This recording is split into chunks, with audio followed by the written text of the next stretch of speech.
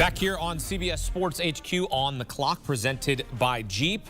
14th overall selection belongs to the San Antonio Spurs. They already made one selection in this draft. They took Dylan Harper at 2.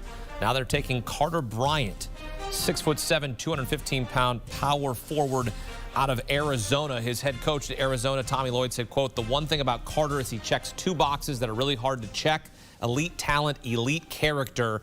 And the pick is in for San Antonio. They take Carter Bryant, who did not wear a shirt underneath his suit, and good for him. He, is young, looks good. If you got to flaunt it, what grade are you flaunting here? I'm flaunting an A. I love what San Antonio is doing in this process. I could not be more enthusiastic about a guy who averaged 6 points and 4 rebounds per game. 6'7", high-level athlete, multi-positional defender, and I mean that very literally. Sometimes Arizona had him guarding opposing point guards, and he shot 45% on open catch-and-shoot threes last year. So he fits that 3-and-D archetype that is not only one of the most coveted in the NBA, but is also critical to building some much-needed floor spacing around not only Wemby, but De'Aaron Fox, Dylan Harper, and, of course, Steph Castle as well. They needed shooting, and they got it with this pick. Smart franchise does something smart. Surprise, surprise. I love this. You've got your stars there. Victor Wembanyama is there.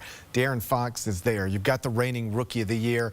Now, how do you take that next step? Surround them with people who can help you win playoff basketball games. And if you watch this postseason, these 3-and-D wings are invaluable. You can't have too many of them. And Carter Bryant, at this point in the draft, quite clearly projects as the best 3-and-D prospect available. I love this pick. I had him in the top 10 of my mock draft. If I can get him at 14, I'm thrilled. Wow. All right, let's go out to our resident Spur. One of the greats in San Antonio Spurs basketball history, led them to a title in 1999, hit the game-winning shot. Carter Bryant, Avery, he came in with a suit jacket with no shirt underneath. Give me the grade on his fit and then how he actually fits there in San Antonio. Well, guys, I'm still waiting for my name to be called in the 1988 draft. I'm still waiting, but I want to come back as Carter Bryant, man. As Adam said, average 6 points a game. But again, the Spurs see something here, and I think it's primarily with that catch and shoot ability. When you look at guys, like Branham and Devin Vassell, Keldon Johnson, look at the wings on this roster.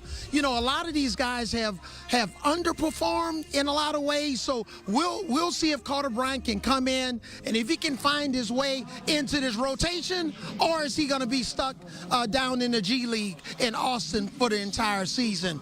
But again, I know they see huge upside because statistically he's not going to blow anybody out of the water, but he's got good size, pretty good defender. But I think it's that catch and shoot ability, especially when you surround him with guys like De'Aaron Fox, Castle, that can really, now Dylan Harper, that can break down the defense. You need guys that can make shots.